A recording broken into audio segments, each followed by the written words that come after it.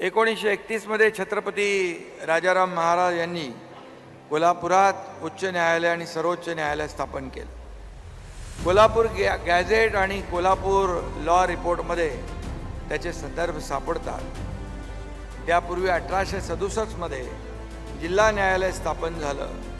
न्यायमूर्ती महादेव गोविंद रानडे हे कोल्हापूरचे पहिले जिल्हा न्यायाधीश होते आणि या खंडपीठास मिळालेल्या मंजुरीच्या पार्श्वभूमीवर कोल्हापूर जिल्हा न्यायालयाच्या गौरवशाली भूतकाळाचं आज येथे स्मरण होताना